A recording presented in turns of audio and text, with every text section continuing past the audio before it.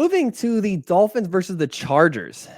I've got a few takes on this. The first of which is about Tua. Tua Tagovailoa and Brock Purdy are the exact same player. They are the exact same player in the exact same offense doing the exact same thing.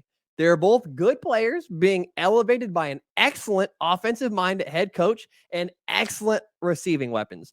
Watch the 49ers versus the Steelers and then watch the Dolphins versus the Chargers. They look the exact same. Both offenses throw the ball extremely quickly over the middle to wide open wide receivers. The only difference is the 49ers don't have a receiver that's in the same stratosphere as Tyreek Hill. If the 49ers had Tyreek, Brock Purdy could throw for 400 yards too. Tua is so fucking overrated. People want to say he's great and look at these stats from last season and look at this metric and that metric and how he's first in this and first in that. And look, he threw for 400 yards. Look how amazing he is. Tua is not a great quarterback. He is good. He's just good. He's a good player, a good quarterback with moments of great. But almost any competent to good quarterback is capable of doing what he does. Almost top to bottom. Look at this. Does this scream greatness to you? These underthrows validate every single criticism that is out there for Tua. But the reason this is challenging is because there is another side of this. Look at these throws. These are some really impressive throws. They're really good.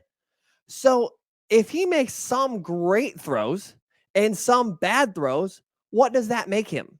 It makes him a good quarterback, just like Dak Prescott, just like Kirk Cousins. He is significantly closer to those two than he is Patrick Mahomes, Josh Allen, and Joe Burrows of the world. Quarterbacks are either tractors or trailers. Tua is a trailer. He is good, but not great. And it's annoying because Tua is once again getting all this praise for getting carried by his receiving targets.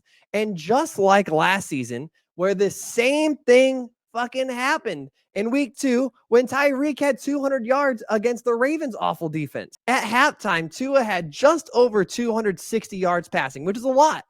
But 105 of them were yards after the catch. That's almost half. The Dolphins only faced 9 third downs the whole game. He never faced any situational pressure. He was protected well almost all day long, and he was good. But all he did was distribute to wide open guys all game long. He is good. He's not great.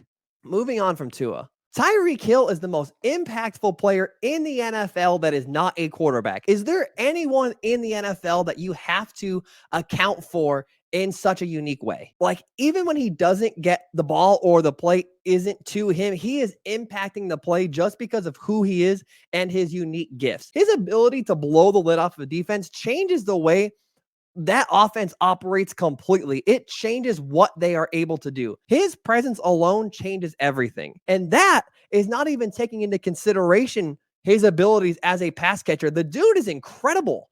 Every time Tua threw him the ball, he was like 5 yards away from the next closest defender, or he was adding 5, 10, 15 yards after the catch, or both. Is Tyreek the best wide receiver in the league? I don't know. But is he the most impactful?